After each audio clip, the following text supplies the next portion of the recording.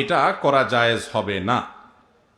আমি একজন প্রাইমারি স্কুলের শিক্ষক। সকাল 9টা থেকে 4টা পর্যন্ত আমার কর্মঘণ্টা, 4:15 পর্যন্ত আমার কর্মঘণ্টা। 5 বছর বয়সী বাচ্চা থেকে শুরু করে 12 বছরের শিক্ষার্থী পড়ে। প্রতিটা ক্লাসের সময়কাল 40 মিনিট। সকালে 3-4টা ক্লাস নিলে শরীর আর চলে না। পরবর্তী ক্লাসগুলো শুরুর ক্লাসের মতো মনোযোগ দিতে পারি না।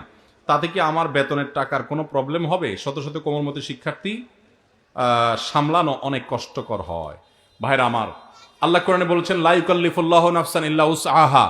সাধ্যের বাইরে কোনো কিছু করতে আল্লাহ আমাদেরকে বাধ্য করেন নাই। এজন্য আমাদের উচিত হবে যে আমরা যারা চাকরি করব, যতক্ষণ সাধ্য থাকে ততক্ষণ আমরা মনোযোগ দিয়ে কাজ করব।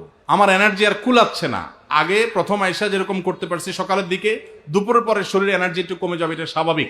এর কারণে ইনশাল্লাহ আপনি আল্লাহর কাছে পাকড়াও শিকার হবেন না। যদি আপনি ইচ্ছাকৃত গাফিলতি করেন, মোবাইল টিপাটিপি করে সময় নষ্ট করেন, বাচ্চাদের ক্লাসে দেরিতে যান, তাহলে সেজন্য আল্লাহর কাছে জব দিয়ে করা লাগবে। কিন্তু আপনার এনার্জি কমে গেছে, প্রথম ক্লাসের মতো মনোযোগ আর ধরে রাখতে পারছেন না, এর কারণে আপনি গুনাহগার হবেন না। আলহামদুলিল্লাহ, এরকম শুদ্ধ সুস্থ চিন্তা করার মানুষ যে আছে, বান্দার হক সম্পর্কে এতটা সচেতন মানুষ আছে, এটাই তো একটা সমাজের জন্য আনন্দের বিষয়। আলহামদুলিল্লাহ, সন্দেহাতীত ভাবে এটা একটা সুখের সংবাদ যে একজন ভাই চাকরি করে, স্কুলে চাকরি করে তার ঠিকঠাক মতো বেতনটা হালাল হচ্ছে কিনা, তার মনোযোগ কমে যাচ্ছে, সেজন্য আল্লাহর কাছে দায়ী থাকবেন কিনা, এই যে চিন্তা মনে আসছে, এটাকেই বলে ঈমানী চেতনা। এই ঈমানী চেতনাই তো আমাদেরকে ভালো মানুষের দিকে নিয়ে যায়।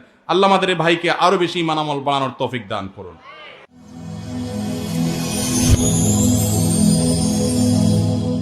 Rose TV 24. Enjoy by listening to the Holy Quran.